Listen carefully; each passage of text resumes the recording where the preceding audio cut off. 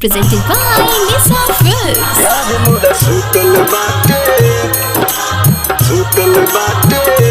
नींद के गोली खाके ये सैया एगो बात निहोरा दे दी कुछ दिन टाइम उनका से हमें हो राजा मिल के जल्दी आईम ना मनलस हम पतन मनैली नैहर में समझा के यार मोरा सुतल बाटे नींद के गोली खाके प्यार मोरा सुतल बाटे नींद के गोली खाके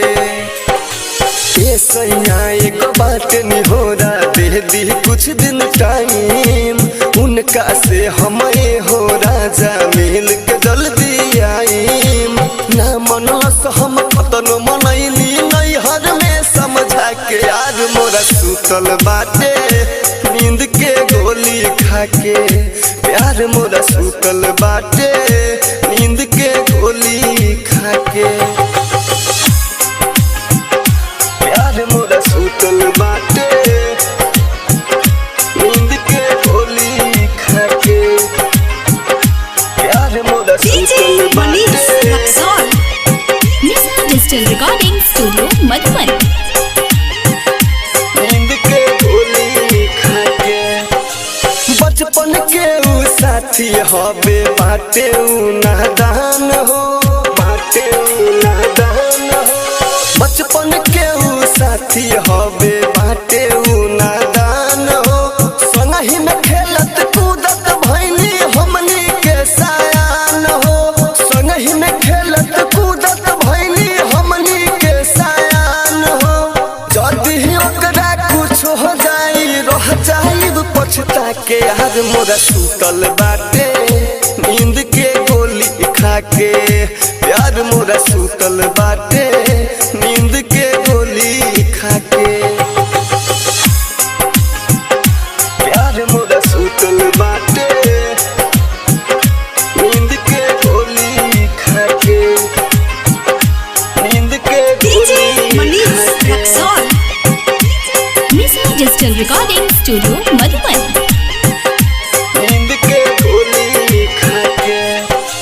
जियब नहीं कहत रहे सीना से लगाई के जियब नहीं कहत रहे सीना से लगा के ले अइला पिया जहिया गवाना करा के ले अइला पिया जहिया गवाना करा के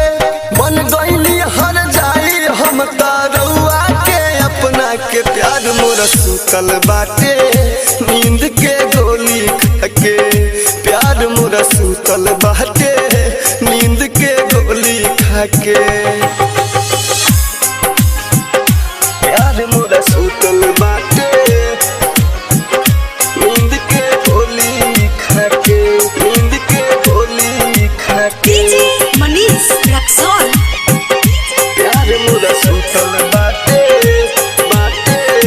नींद के गोली खाके सोनू सजनवा हमरो नहीं बुझे लाचारी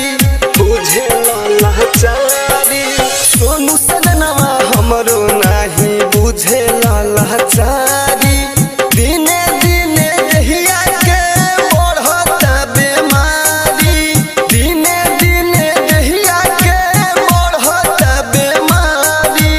न जाए जब अखिलेश अर्पण मार दी